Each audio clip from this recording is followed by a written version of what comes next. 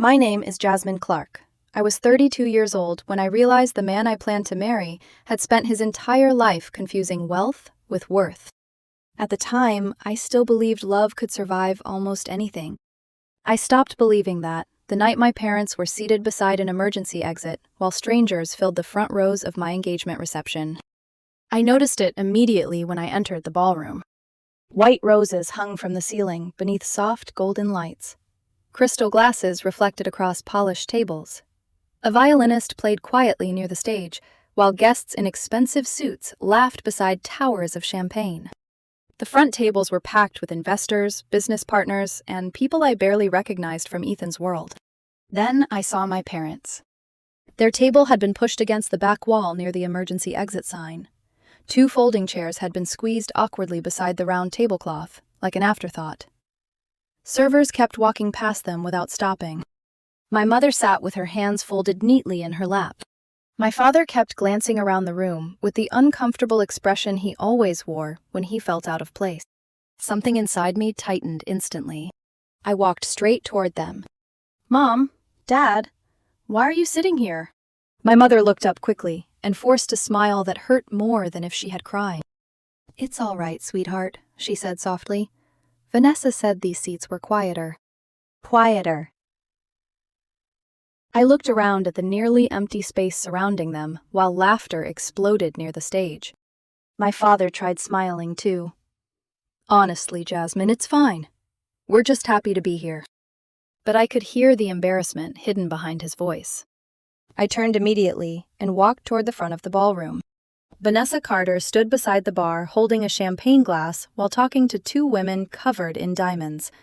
The moment she saw me, her smile sharpened perfectly into place. "Jasmine," she said warmly, "doesn't everything look beautiful?" I didn't smile back. Why are my parents sitting beside the exit? For a second, the women beside her became quiet. Vanessa barely hesitated. Some people don't belong in the spotlight. She said it casually, calmly, like she was explaining something obvious to a child. One of the women beside her laughed softly into her drink. I stared at Vanessa, waiting for some sign she understood how cruel that sounded. There was none. Then I looked for Ethan. He stood a few feet away, scrolling through his phone near the stage lights. "Did you know about this?" I asked him. He glanced toward the back of the room, where my parents sat. "They're probably more comfortable there," he replied. "My parents handled the seating." That was it. No anger. No confusion. Not even surprise.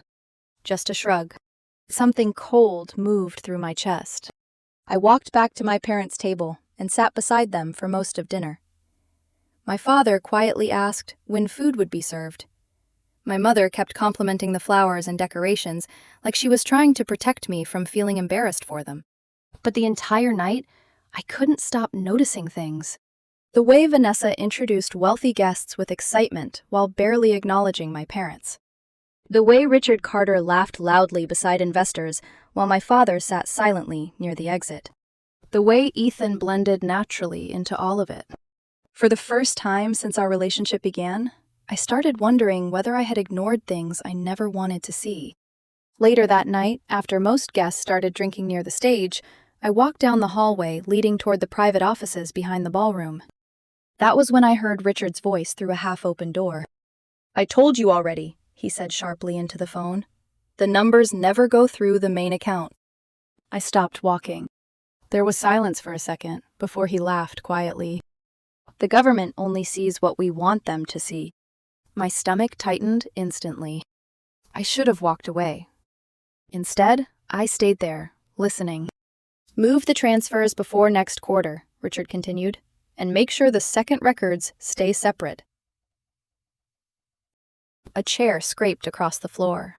I stepped backward quickly before he could open the door.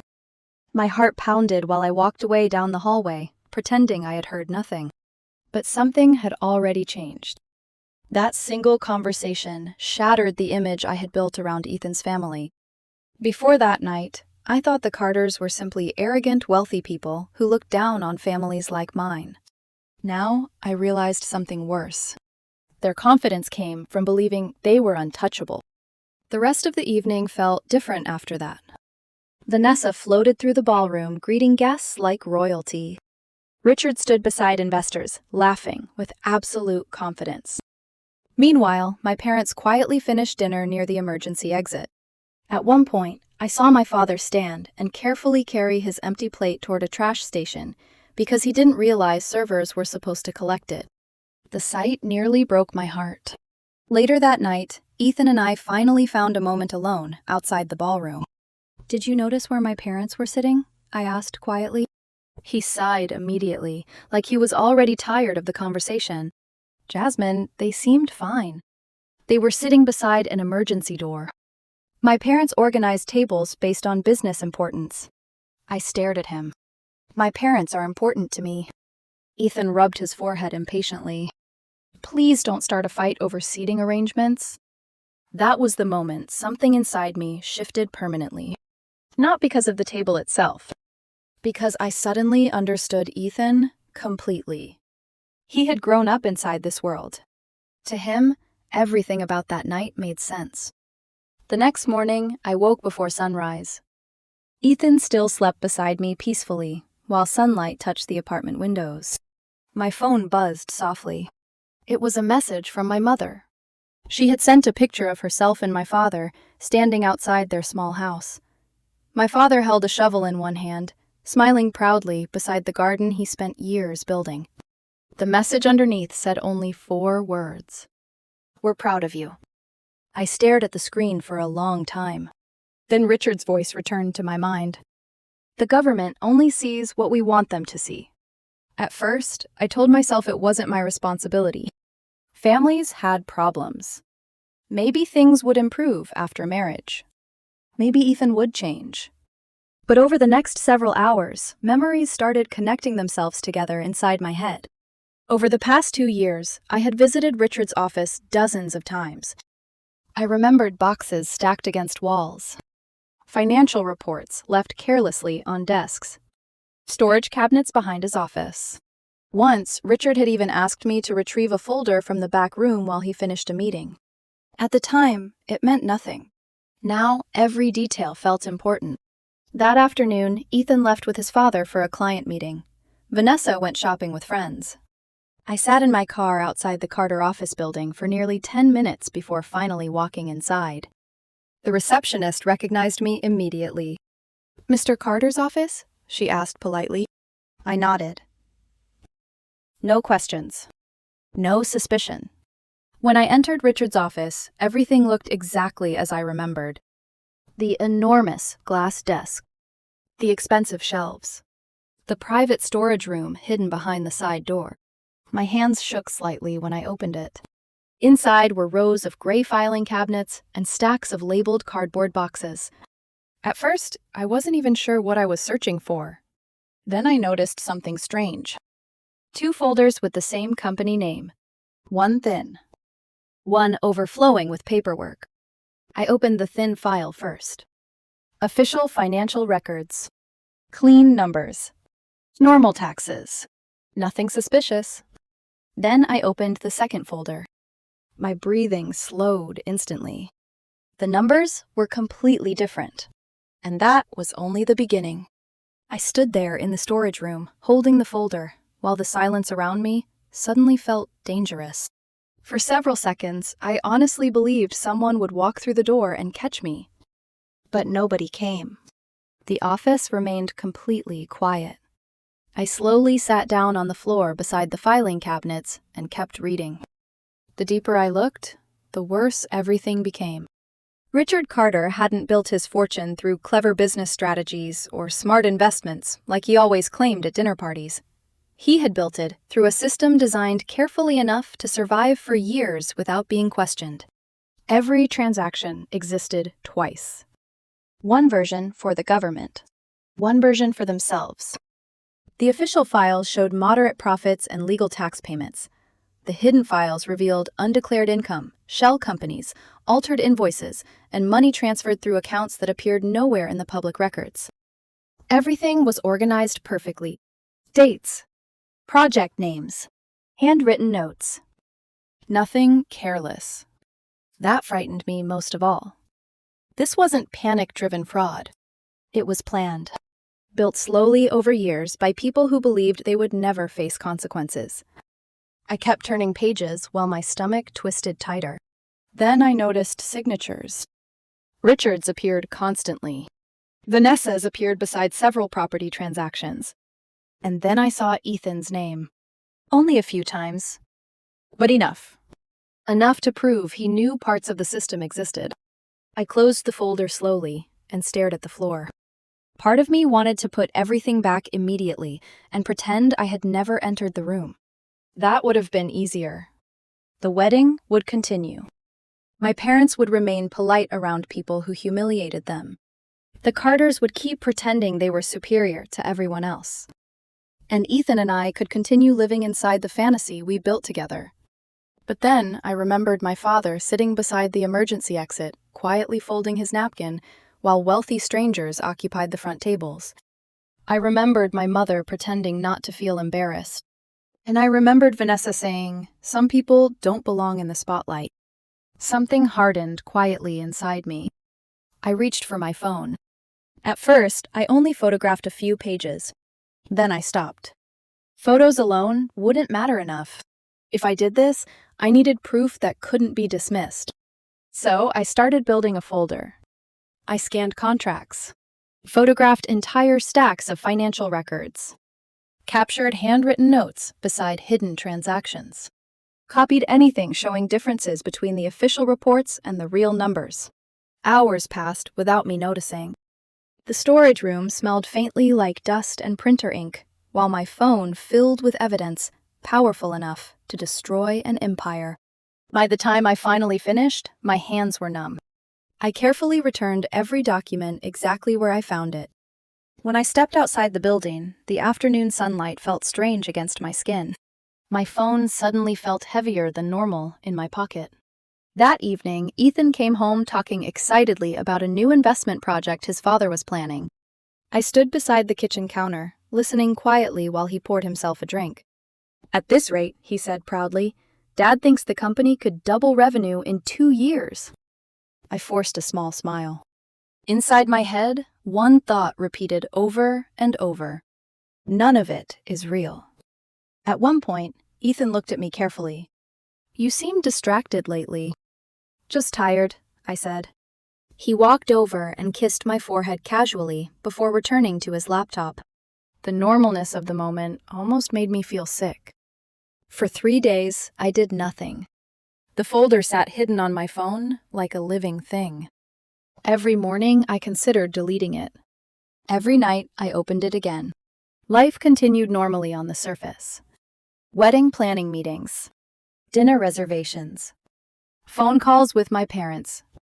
But internally, everything had changed.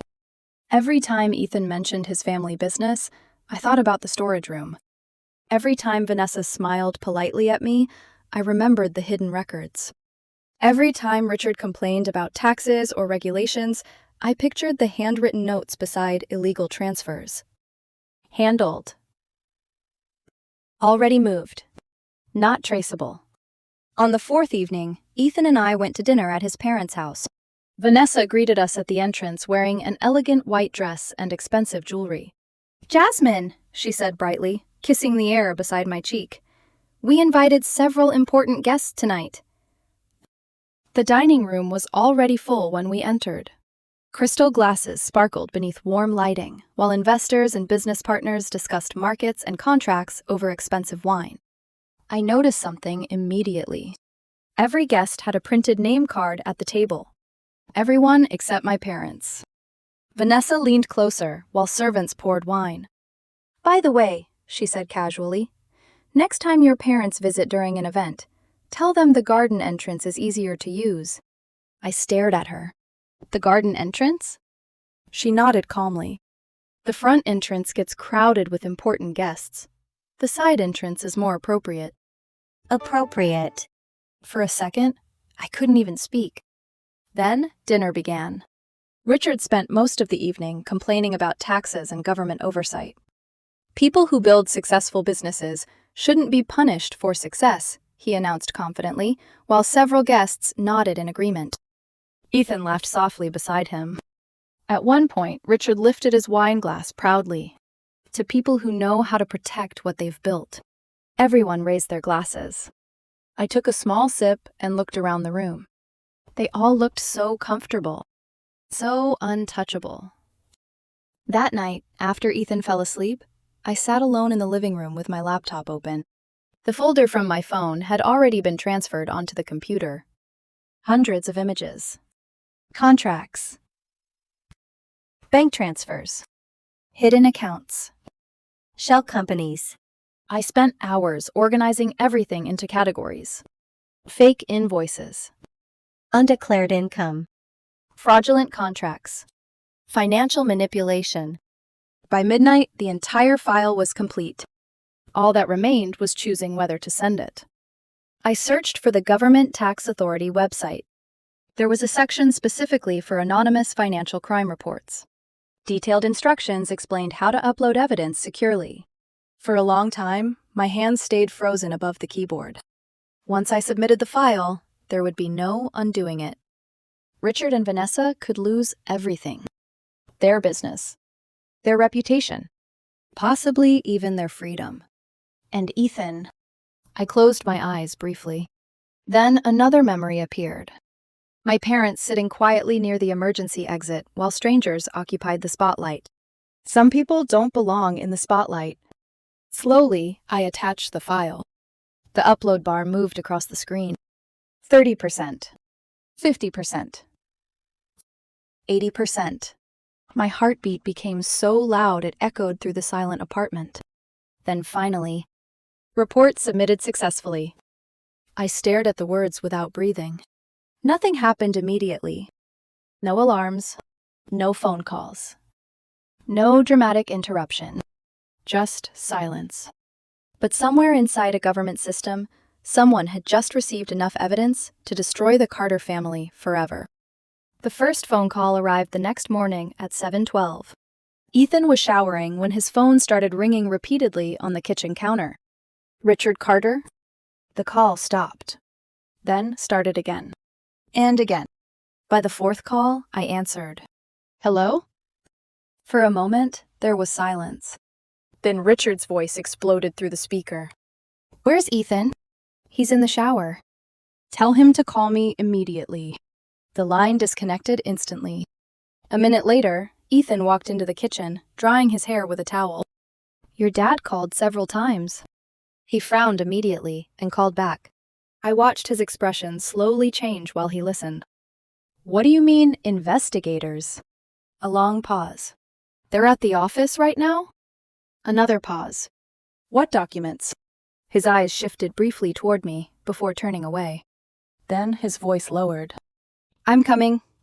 He hung up quickly and grabbed his jacket. What happened? I asked quietly. He looked confused more than frightened. Some kind of tax investigation, he said. Dad says they showed up with warrants. My heart stayed strangely calm. Within minutes, he rushed out the door without touching breakfast. The apartment became silent again. An hour later, my phone began buzzing non-stop. Messages flooded the Carter family group chat. They're taking computers. Lawyers are on the way. Someone reported us. Authorities sealed part of accounting. I placed the phone face down on the table. Outside the apartment windows, the city looked completely normal. But across town, men in dark jackets were opening filing cabinets inside Richard Carter's office building. And eventually, they were going to reach the storage room. By afternoon, rumors had already started spreading through the wealthy circles Vanessa cared about most. Investors were calling non-stop. 2 business partners canceled meetings immediately. Someone wrote that investigators copied entire financial servers. Ethan returned home late that evening, looking exhausted. They took everything, he muttered while loosening his tie. Computers, contracts, financial records. He sat heavily at the kitchen table, staring at nothing. My dad thinks someone inside the company betrayed him. I stayed quiet. The next morning became even worse. Several bank accounts were frozen. By noon, multiple business partners stepped away from pending deals. Ethan's phone never stopped buzzing. Then Vanessa called. I overheard part of the conversation from the other room. "They're talking about criminal charges," she whispered shakily through the speaker. For the first time since I met her, Vanessa Carter sounded afraid. That evening, Ethan asked me something strange. "Do you think someone close to us did this?" I looked at him carefully. "I don't know." And technically, it wasn't a lie, because Ethan still didn't understand something important. The investigation had only just begun. The files I submitted were enough to start the collapse. But once investigators finished uncovering every hidden account, every fake contract, every shell company buried beneath the Carter fortune, his family wouldn't just lose money. They would lose everything they had spent their lives worshipping. And the most unbelievable part was this. Even while their entire world was falling apart around them, they still had absolutely no idea that I was the one who opened the door. Over the next 2 weeks, the Carter family began collapsing in ways I never could have imagined. At first, Richard still acted confident. He hired expensive lawyers, held emergency meetings, told everyone the investigation was simply a misunderstanding started by a jealous employee. But confidence slowly disappeared from his face day by day, because the investigators kept finding more. Hidden accounts, fake companies, altered contracts. The deeper they looked, the uglier everything became. News about the investigation finally reached the public during the second week. One financial website published an article mentioning possible tax fraud involving Carter Holdings. By evening, several larger news outlets picked up the story. The same people who once fought for invitations to Richard and Vanessa's parties suddenly stopped answering their calls. Investors disappeared. Friends became distant. Even Vanessa's social circle began avoiding her. I watched it happen quietly from the edge of their world. One afternoon, I visited the Carter house and found Vanessa sitting alone in the living room, staring at her phone. For the first time since I met her, she looked older, smaller somehow. "They're treating us like criminals," she whispered bitterly. I didn't answer. She looked toward me suddenly. "You know what the worst part is?" she said. "People love watching successful families fall apart." There was real fear beneath her voice now, but even then, she still couldn't understand why any of this had happened. To Vanessa, the tragedy wasn't the fraud. It was losing status. Meanwhile, Ethan was changing too. The pressure exhausted him completely. He barely slept anymore. Some nights he stayed awake answering calls from lawyers until sunrise. Other nights, he sat silently in the dark, staring at financial reports spread across the kitchen table. And slowly, suspicion started growing inside him. I could see it every time he looked at me a little too long.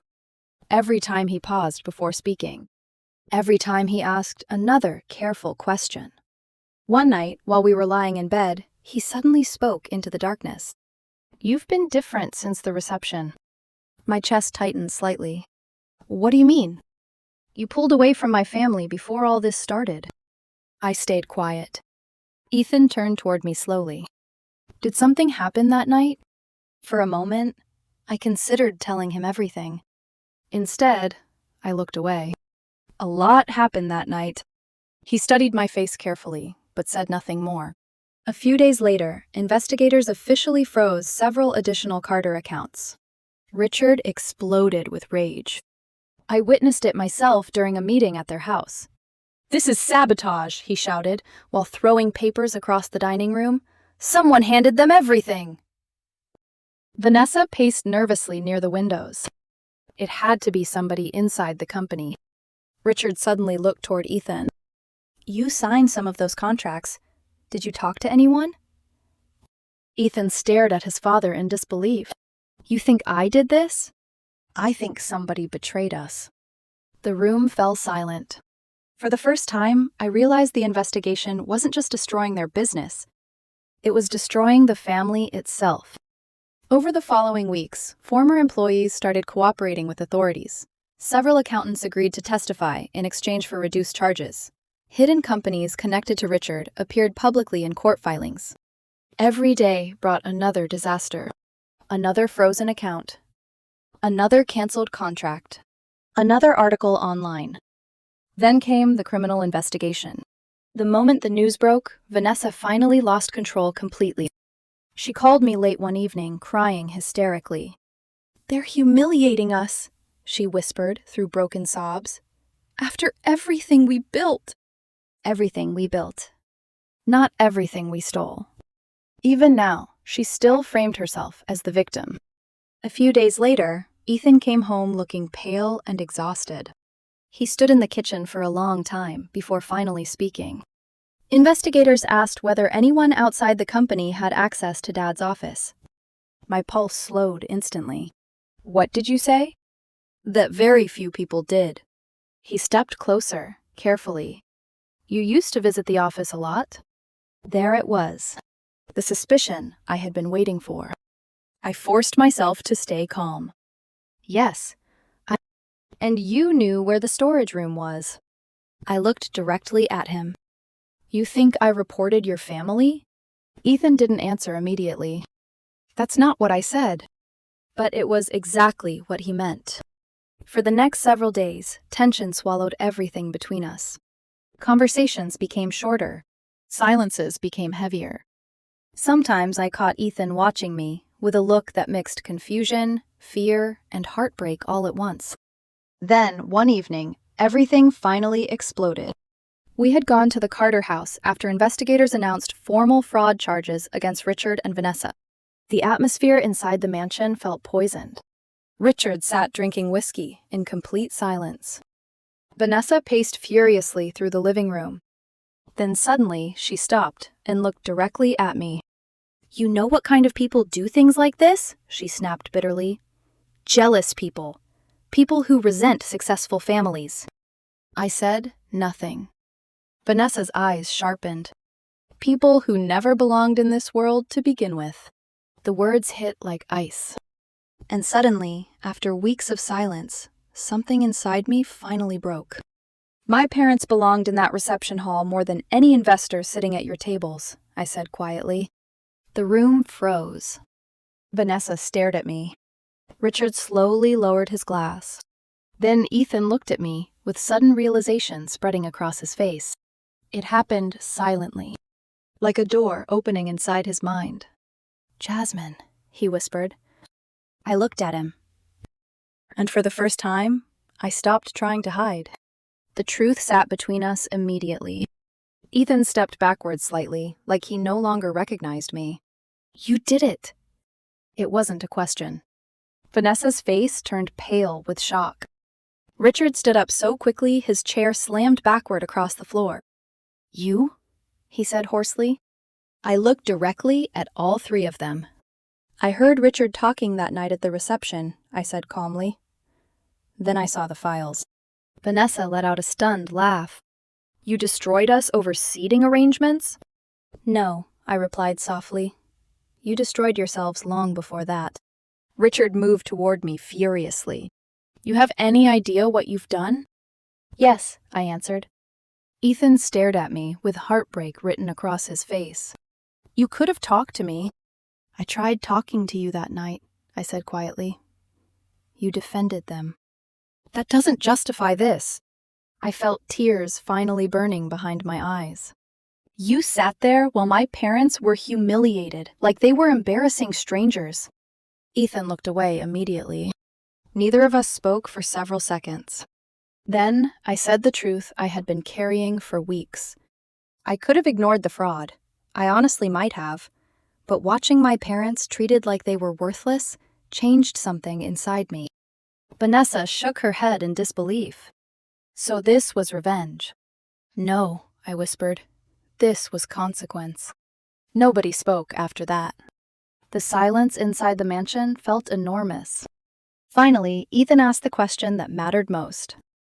"Did you ever love me?" The pain in his voice almost broke me completely. "Yes," I said immediately. "That's what made this so hard." He closed his eyes briefly. But love wasn't enough anymore. Too much had already collapsed between us. Within months, Richard and Vanessa lost almost everything. Their company dissolved beneath lawsuits and criminal investigations. Properties were seized. Accounts remained frozen. Several former business partners testified against them publicly. The same social circles that once admired them now treated them like contamination. And eventually, criminal charges became official. The untouchable Carter family disappeared almost overnight. Not because they lost money. Because they lost the illusion that money protected them from consequences. As for Ethan and me, we ended quietly. No screaming. No dramatic goodbye. Just two people sitting across from each other one final time, understanding that the future we planned no longer existed. The last time I saw him, he looked exhausted, in a way that had nothing to do with sleep. "I don't know whether to hate you," he admitted softly. I looked down at my hands. "Sometimes I don't know whether to hate myself either." Then he left. A few weeks later, I visited my parents again. My father was working in the garden when I arrived. My mother stood in the kitchen baking bread while music played softly through the house. Everything there felt warm. Simple. Honest. Nothing hidden behind polished glass or expensive wine. That evening, we sat together outside while the sun disappeared behind the trees. My father smiled at me quietly. "You seem lighter lately." I looked at him for a long moment. Then I remembered the reception hall, the emergency exit, the folding chairs, the humiliation my parents tried so hard to hide from me. And I realized something that still stays with me now.